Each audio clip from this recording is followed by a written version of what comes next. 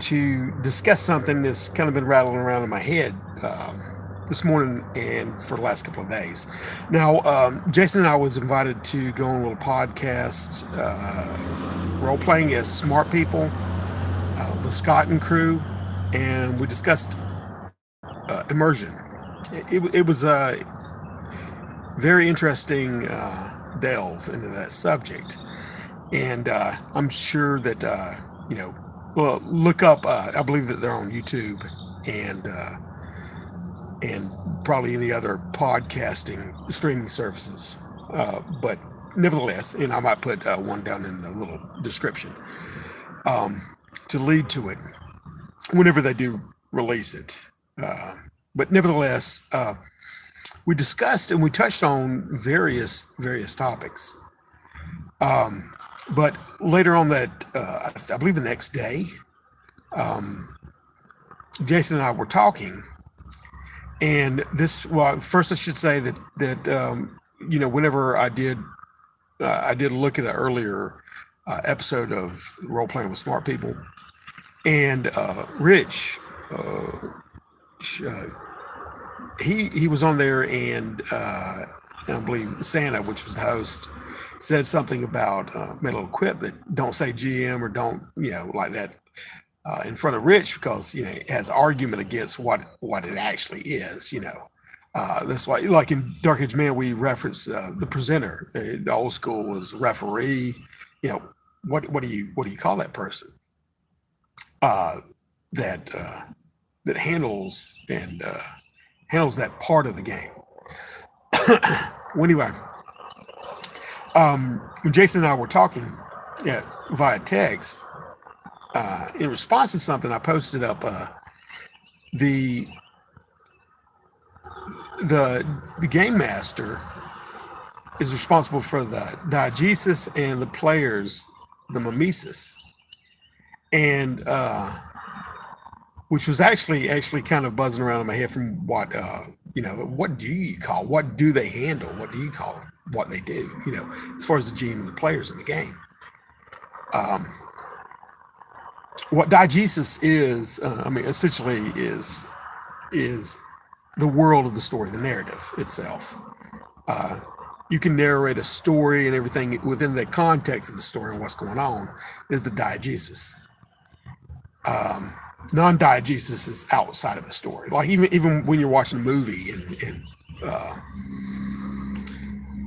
something happens, like music, intro music, that's non-diegesic, right?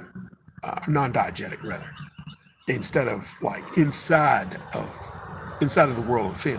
Like if you're watching Jaws, everything that's happening to the characters and everything, that's the diegesis. That's the whole story. Um, there's a fourth wall that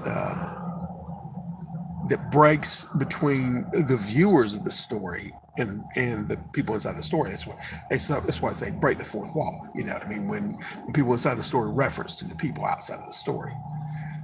Um, so we've got that. But and mimesis is an aspect of mimicry, basically. Uh, like it basically comes out if you're narrating, you're telling a story, and then you give the dialogue in the story like directly as what the character is saying. Then your mimesis basically is you're representing um, art. Representing in art something from the real world. Okay, that's the classical definition. This goes back. These references is Greek. It goes back to Socrates and Plato, Aristotle, all those cats, right? Which they didn't look too highly on it because they were in search of truth, not mimicries of truth, right? They turned up their nose at it and had a little disdain for it. Yet in art, when we're trying to represent life and what we see into an artistic medium, uh, story or narrative, whether it's in a book or whether it's in a movie, uh, that's what we're doing. And so the the mimesis is, you can have actors, and and they are doing the dialogue. So it's mimicry of what is in life, right? Placed inside of the story. So it's just a different form of the diegesis. The you can what I started. Why I'm bringing all this up is because this was before improvisational story play. And I was sitting there thinking, well, that's in a way okay, but what are you doing if you're in a game and you're playing a character and you're totally improvisational, right? You're not reading from a script, you're not reading from a story that's set beforehand like an actor and reading your lines, so to speak. So it's a little bit different. They didn't have, as far as my knowledge,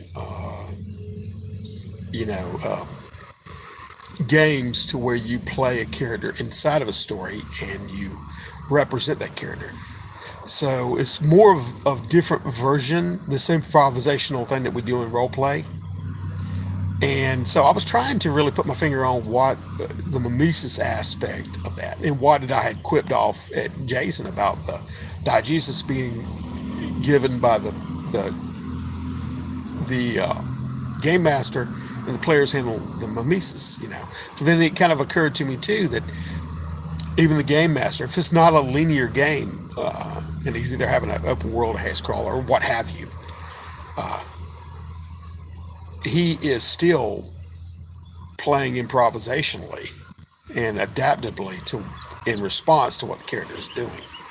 So in the same respect, where I can feel more at ease saying that he is handling a diegesis, and it didn't even come initially in question to me, as it did the characters, playing improvisationally within the story, within the diegesis. They are still, in the same respect, doing mimicry. You can act like an ape, or whatever. You're still mimicking an ape, and you're doing it. This ties in with the subject matter of the immersion that we went over on a little deeper level.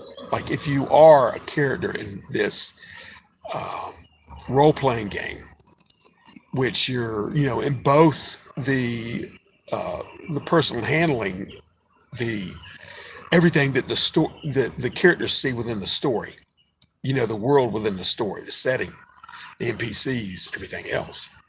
And you're playing specific characters in there, and you're mimicking or representing what these characters would do. That's there. So how far do you get when you're mimicking these characters?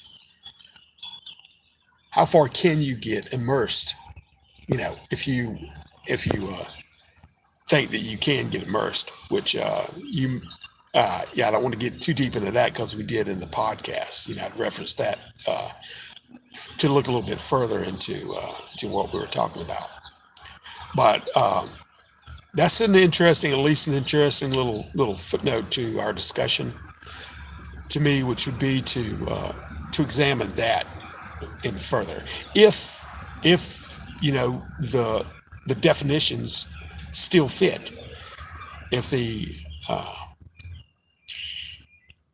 those definitions of diegesis and mimesis still fit within the RPG, I think it's more of a different evolved take, but I think it still does fit myself, But just wanted to throw that out there and get a little feedback, if I may, and see what people thought on this. But anyway, I'll wrap it up. Just wanted to get that out there and see what kind of feedback I can get. All right.